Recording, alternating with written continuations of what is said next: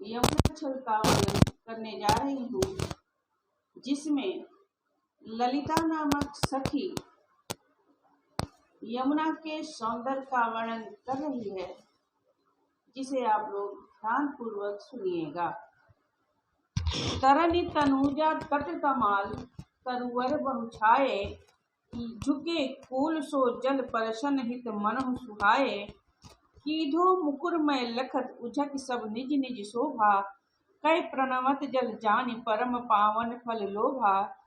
मनुआ तप बारन तीर को सिमिट सवै छाये रहत, कै हरि सेवा हित न रहे निरख नैन मन सुख लहत। प्रस्तुत पदों के माध्यम से ललिता नामक सखी यह कह रही है कि तरनि तनूजा तट तमाल, सूर्य की पुत्री यमुना नदी के किनारे जो कदम्ब के पेड़ हैं, बहुछाए नाना प्रकार से छाए हुए हैं। झुके कूल्स, और इस प्रकार से जल में झुके जल परशन हित मनहु सुहाए। मालूम पड़ा कि जल का स्पर्श करने के लिए झुके हुए हों। कीधो मुकुर में लखत उझक सब निज निज शोभा। मालूम पड़ता यमुना रूपी दर्पण में अपने मुख को देखने के लिए सभी झुक झुक करके देख रहे हों। कै प्रणवत जल जानि परम पावन फल लोभा, और ऐसा प्रतीत होता है कि यमुना रूपी पवित्र जल का स्पर्श करने के बाद उनको प्रणाम करने के लिए और उससे फल को प्राप्त करने के लिए सभी यमुना के तट पर छाए हुए हैं।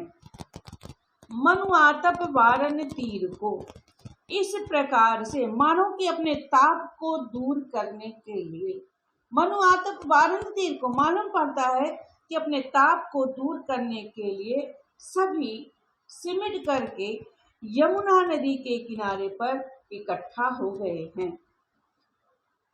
कै हरि सेवा हित न रहे निरख नैन मन सुख लहत, और मालूम पड़ता है कि प्रभु की सेवा करने के लिए सभी झुके हुए हैं।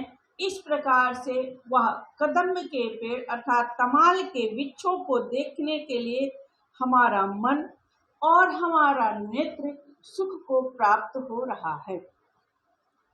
आगे कह रहे हैं भारतेंद्र हरिश्चंद्र जी, तीन पै यही छिन चंद्र ज्योतिराका निस्यावत, जल में मिल के नव अवन लो तान तनावत।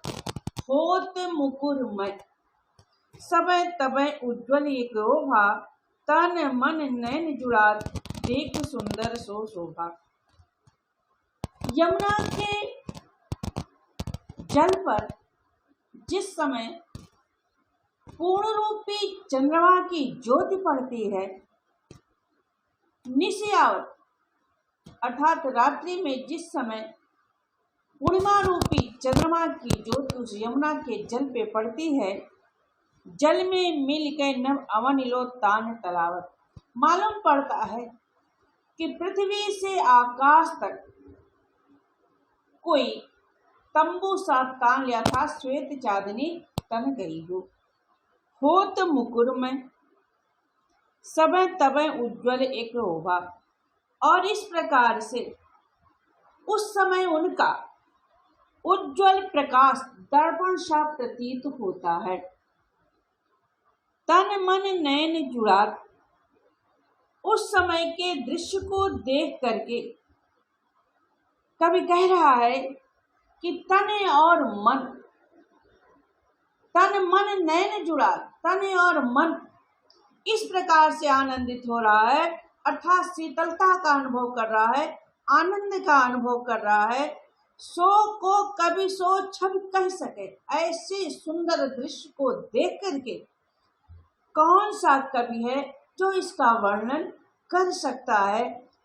ताछन यमुना नीर की, अर्थात उस यमुना के जल की शोभा का वर्णन कोई भी कवि नहीं कर सकता है। मिली अवनी और अंबर रहत, जिसका सौंदर्य, जिसका प्रकाश मालूम पड़ा कि उस क्षण चंद्रमा के प्रकाश के पड़ने से आकाश और नदी तट की सुंदरता आकाश से लेकर पृथ्वी तक एक जैसी छाई हुई, अर्थात एक सी प्रतीत हो रही है।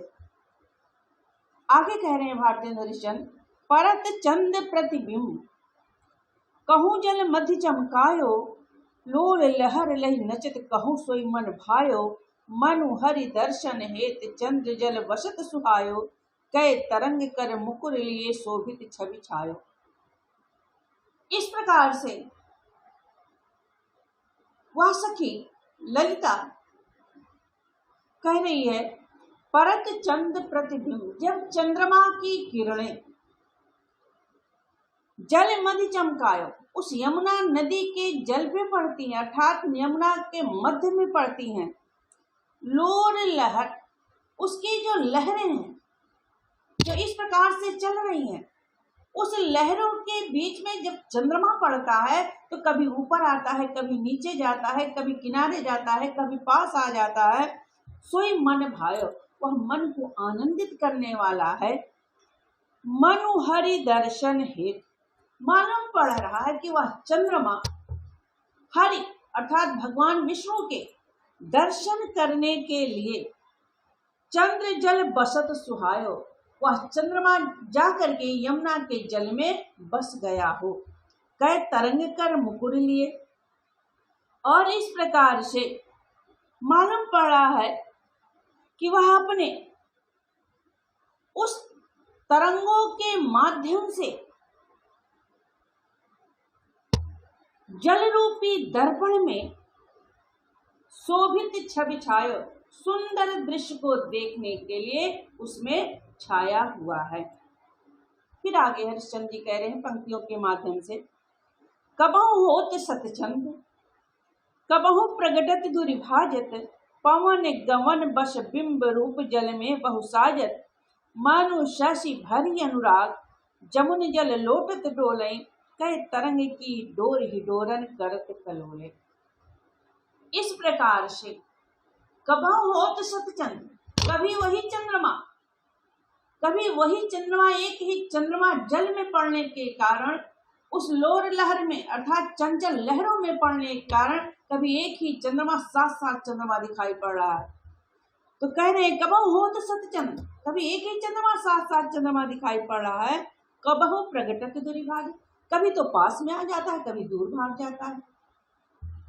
पवन गमन बशगुन, वायु के चलने के कारण यमुना जल की जो लहरें हैं वह तेजी से चलने लगती हैं, जिसके कारण चंद्रमा की जो परछाई यमुना के जल पे पड़ रही है वह कभी पास आ जाती है तो कभी दूर भाग जाती है। तो मन शशि भरी अनुराग, मन शशि भरी अनुराग, शशि माने वह चंद्रमा, अनुराग माने प्रेम को लेकर के जमुना जल लोटत डोलत, मालूम पड़ा कि उस जमुना के जल में लोट रहा है अर्थात आनंद ले रहा है। कह तरंग की डोर हिडोरन करत करोरे, और इस प्रकार से वह चंद्रमा जैसे कोई बच्चा पतंग उड़ाता है और अपने हाथ में डोरी को रखता है, पतंग कहीं इधर कहीं उधर आता जाता है, ठीक उसी प्रकार से पवन के चलने के कारण यमुना की हिलोरें जो इधर उधर हो रही हैं, तो वह चंद्रमा जो है उसमें मालूम पड़ रहा है कि पतंग की तरह कभी पास आ रहा है, कभी दूर जा रहा है, इस प्रकार से जैसे वह झूला झूल रहा हो।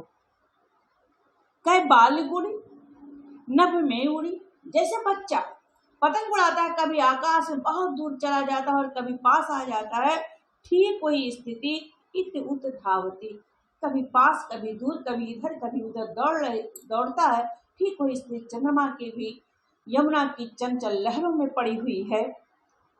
कई अवगाहत डोवत कोई ब्रज रमणी जल आवनी, और मालूम पड़ता है कि जैसे कोई ब्रज रूपी ब्रज की रमणी अर्थात युवती उस जल में आ रही है और इधर उधर डोल रही है। मन जुग पक्ष, फिर कह रहे हैं आगे, मन जुग पक्ष प्रत्यक्ष होत मिट जाति जमुन जल, कह तारा गन थगन लुकट प्रगटत शशि अविकल, कह कालिंदी नीर तरंग जितो उपजावत, तितनो ही धरि रूप मिल जल ताशो धावत।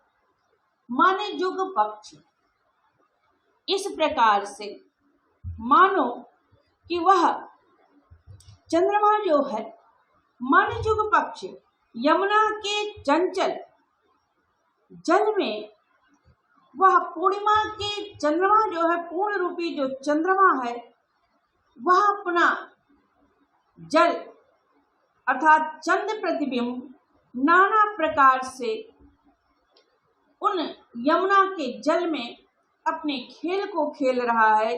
तो मन जुग पक्ष प्रत्यक्ष होत मिट जाति जमुन जल, इस प्रकार से वह नाना प्रकार से उसमें इधर उधर कर रहा है। कह तारागण, और जितने भी ताराओं का समूह है, तारागण जो है, जितने भी ताराओं का समूह है, यह भी उसी प्रकार से मालूम पड़ा कि ठगने के लिए, अर्थात चंद्रमा जो उनको ठगने के लिए लुका छुपी का खेल खेल रहा है। कह कालिंदी नीर तरंग तासो जितो उपजावत, कभी कभी उस कालिंदी अर्थात यमुना के जल में, कभी कभी उस यमुना के जल में वह जितनी भी लहरें प्रकट करता है, यमुना अपने जल में जितने भी लहरें प्रकट करता है, चंद्रमा उतना ही रूप धारण करके उनसे मिलने के लिए मालूम पड़ता है कि वह दौड़ रहा है। जितना ही धरे रूप, उतना ही रूप रख करके उनसे मिलने के लिए वह दौड़ रहा है। इस प्रकार से कै बहु रजत चकई चलत, कै पुहार जल उछरत, इस प्रकार से मालूम पड़ता है कि चंद्रमा रूपी वह चंद्रमा जल के भीतर चांदी के रूपी चकई जो है चल रही है। कई पुहार जल उछरत, और नाना प्रकार के उन तरंगों में वह खेल खेल रही है। कई निष्पति, निष्पति अर्थात रात्रि का रूपी, रात्रि का जो राजा चंद्रमा है, मालूम पड़ता है कि एक पहलवान की तरह मल अनेक बहु कसरत करत, उस बैठत कसरत करत, मालूम पड़ता है कि रात्र रूपी, रात्रि का जो राजा चंद्रमा है, वह पहलवान की तरह उस यमुना के जल में उठ बैठ कसरत करते, एक पहलवान की तरह कभी ऊपर कभी नीचे कसरत कर रहा। कि कूजत कहूँ कल हंस, कहूँ मज्जत पारावत, कहूँ कांडव उड़त, कहूँ जल कुकुट धावत, चक्रवाक कहूँ बसत, कहूँ बक ध्यान लगावत, सूक पीक जल कहूँ पियत, कहूँ भ्रमरावली गावत, कहूँ तट पर नाचत मोर बहुरोर विविध पक्षी करत, जल पान नहान कर सुख भरे, तट शोभा सब जिय धरत। भारतेंद्र जी कह रहे हैं इन पंक्तियों के माध्यम से कि यमुना के किनारे अर्थात यमुना के जल में विहार करने वाले नाना प्रकार के पक्षियां का जो समूह है, उस मनोरम शोभा का वर्णन कभी हमने इन पंक्तियों के माध्यम से किया कि नाना प्रकार के पक्षियों का समूह यमुना जल के किनारे पर है। तो कहूँ कूजत कलहंस, कहूँ पर राजहंस, कहूँ मज्जत पारावत, कहीं पर कबूतर, कहूँ कांडव उड़त, कहीं पर एक प्रकार का हंस जिसको कांडव कहते हैं अर्थात बत्तख उड़ रहे हैं, कहूँ मज्जत, कहूँ जल कुकुट धावत, और कहीं पर जल मुर्गियां दौड़ रही हैं। चक्रवाक कहूँ बसत, कहीं पर चक्रवाक पक्षी हैं, कहूँ बक ध्यान लगावत, कहीं पर बगला ध्यान लगा करके बैठा हुआ है।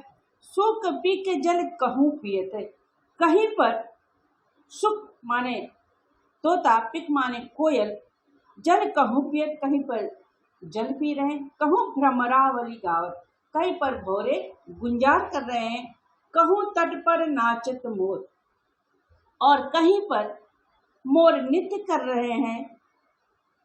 कहीं बहुरोर विविध पक्षी कर और नाना प्रकार के पक्षी कहीं पर सुख को प्राप्त करने के लिए बड़ी संख्या पर कल्लोल कर रहे हैं, अर्थात अपनी आवाज को निकाल रहे हैं। जलपान नहाने कर सुख भरे, इस प्रकार से यमुना के जल में नाना प्रकार के विहार करने वाले पक्षी उसमें अपना जल और पान भी कर रहे हैं और स्नान भी कर रहे हैं। भरे तट शोभा सब जिय धरत, और नाना प्रकार के सुख को मन में धारण भी कर लिया। इस प्रकार से यमुना छवि का यह दृश्य समाप्त हुआ। तब तक के लिए धन्यवाद।